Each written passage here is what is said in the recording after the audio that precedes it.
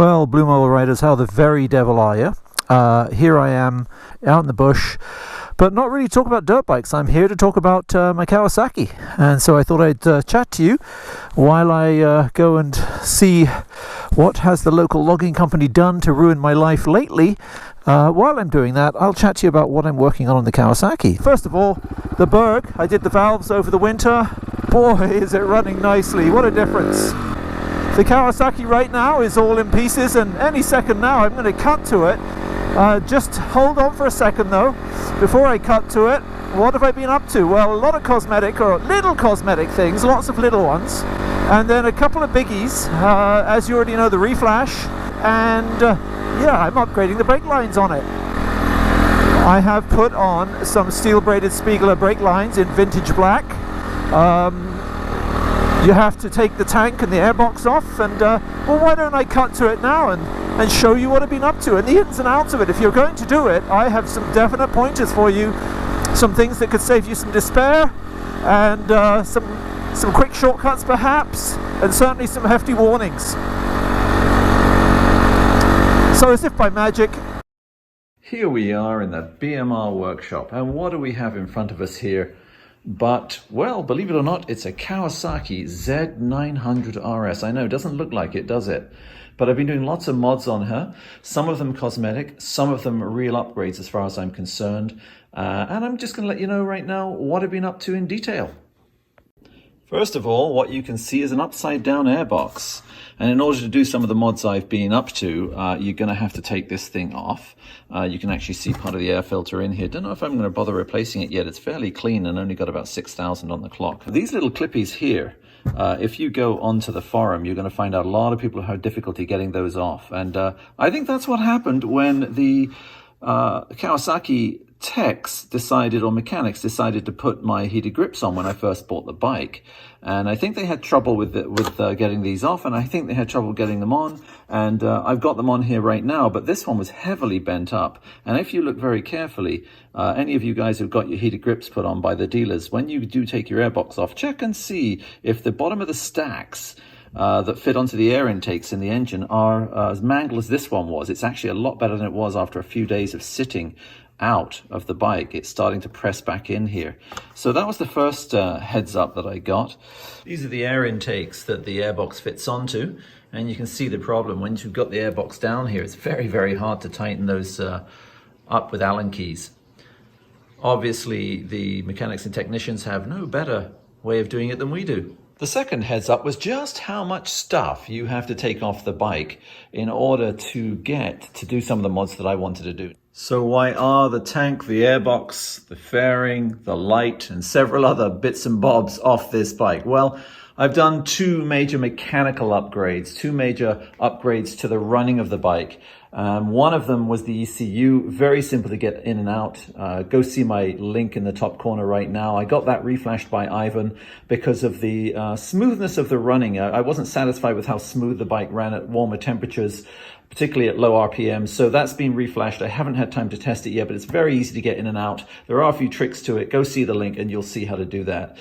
Second, and more importantly, the braking. And I didn't mention that in my top 5 dislikes, but it's not terrible. It just isn't as good as I think it should be on a bike of this quality and this type. So given my other bikes that I've got, I know what steel braided lines can do for you. And so that's what I've installed. So what I've done is I've taken out the old brake hoses, the brake lines here, and you'll see that some of them were metal, which was great. No room for expansion there. These are the bits that root under the tank and under the airbox. They were the traditional large rubber hoses.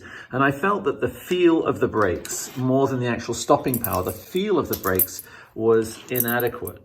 That is, you have to apply more pressure than I feel you should have to in order to get this bike to stop. Not a great deal, but more than I could. I like one finger braking. My V-Strim's really good at it. It's got monster brakes on it. And my Husaberg, the same thing, fabulous brakes on it. Brembo, steel braided lines, Brembo master cylinder, all the rest of it. On all the other bikes I've installed steel braided brake lines on. Boy, that's a tongue twister. All the other bikes I've done that on, it has improved the braking markedly. And so I'm hoping this does that. Now, the initial bite hopefully will improve. If it doesn't, well, that could be a pad thing. And if I'm still not satisfied with the braking improvements, then I may change the Kawasaki master cylinder here to Brembo one, which I know some other people have done. So I bought a set of Spiegler front and back and front, whatever you want to say, steel braided brake lines in vintage black with silver fittings, and have put those on.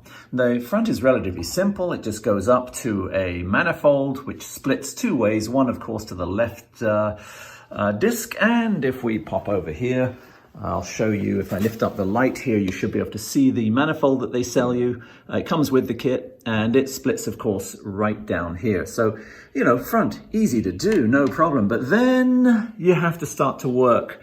This brake line right here has to go in, through, and behind.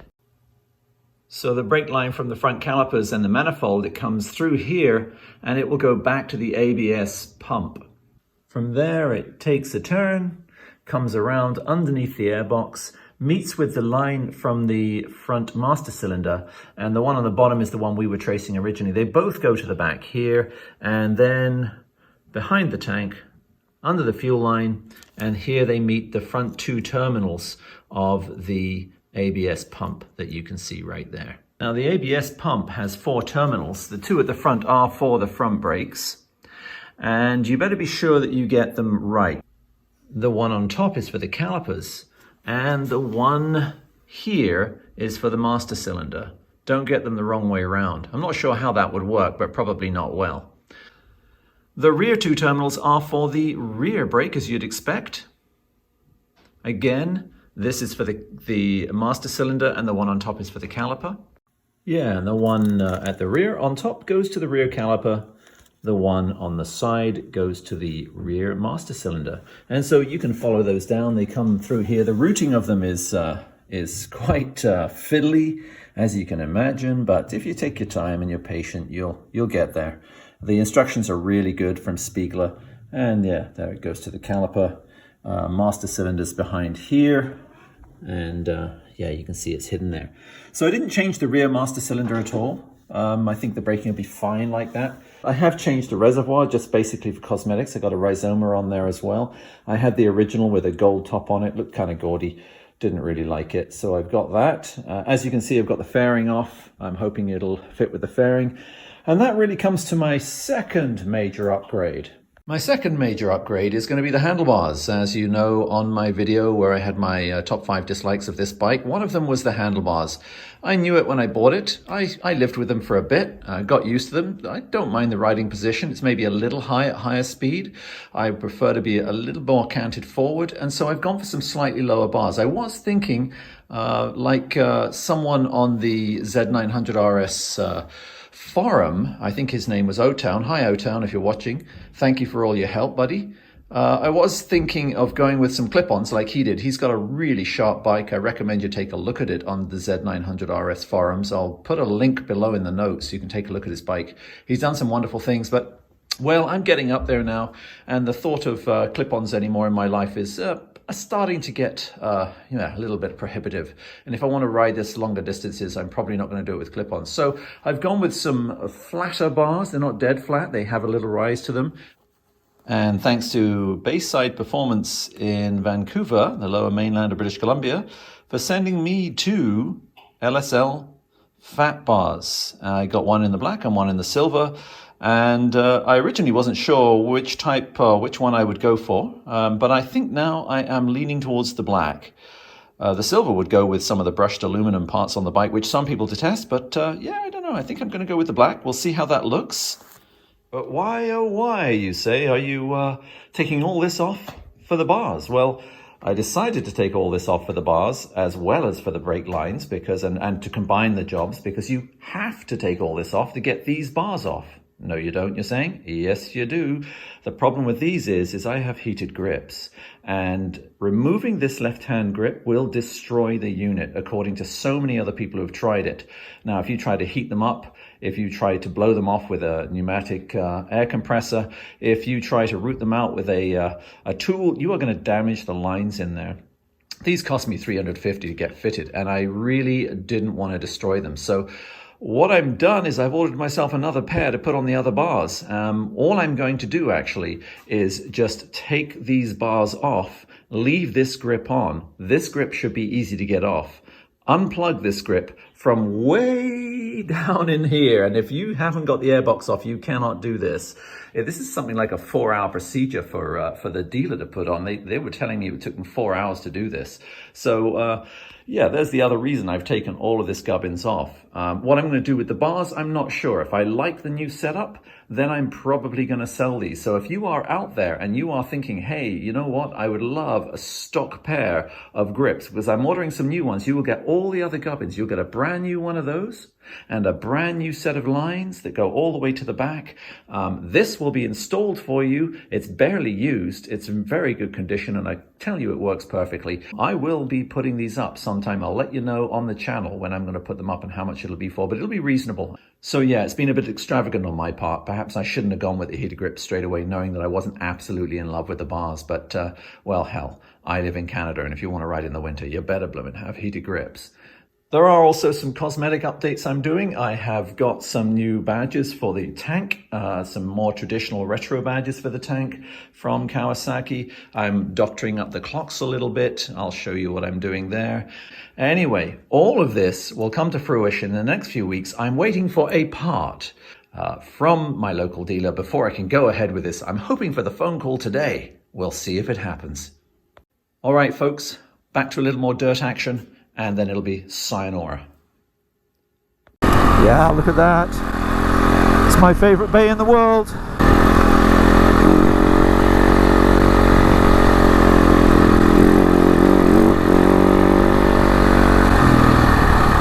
well, I dreamt I came here the other day. Weird, eh? And here we are. Yeah, I live just down there somewhere. Yeah, oh, it's beautiful up here. You probably can't see a thing. It all looks so tiny to you. Meanwhile, back we are, and you've just taken a look at the Kawasaki brakes. That's wonderful. The other thing that I'm in the process of doing is tarting her up a little bit. I spent a whole chunk of change on a tiny little metal thing that goes over the Speedo. I had one on my last Kawasaki, really enjoyed it. I may drill some holes in it for effect. Also, I've got the new badges for the tank, the white ones, the more traditional looking Z1 badges. I'm looking to put those on. The biggie is I'm changing the handlebars, and I also have some nice bar end mirrors. So I will report out to you on all of those mods just as soon as they're done. All right, with that said, I salute you. I think you can see that. I salute you. Thank you very much, guys, for subscribing and belonging to my channel and giving me the positive feedback you give me. I really appreciate it. I know that not a lot of you watch the videos with the dirt bike stuff, but really come along. It's a lot of fun. And for those of you who've never been on one, I hadn't either until 2012. And at that point, one person dragged me out, much against my will, and I have never had so much fun. Never had so much fun. And you just go to your own comfort zone. You don't have to hurt yourself. It's much safer than on the road. I know you're going to think I'm crazy, but it is much safer. It's by dint of the fact you're not playing around other users. Very rarely do I see anyone out here. I'm by myself now. Yes, some people are going to say, "Oh, that's dangerous. Go see my previous videos about how I prepare for that." But you are not on the road sharing it with people who are texting, drinking, arguing, fighting, having discourse, in some cases intercourse. You know what I mean. You don't want to be plastered by one of those. You know, 1 minute you're humming along nicely, and I love riding. I'm never going to quit, but I'm always aware that 1 minute I could be riding along, looking at my two beautiful clocks on my Kawasaki, and the next minute I could be looking at a Mercedes hood ornament going backwards the same speed I was going forwards a minute ago. Not a pleasant thought. With that, sayonara.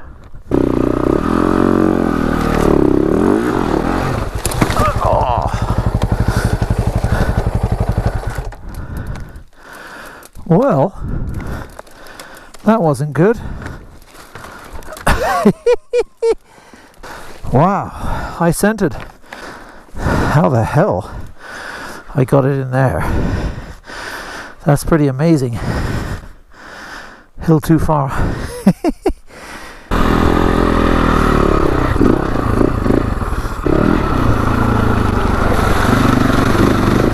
Whoa! That was wet. Paul!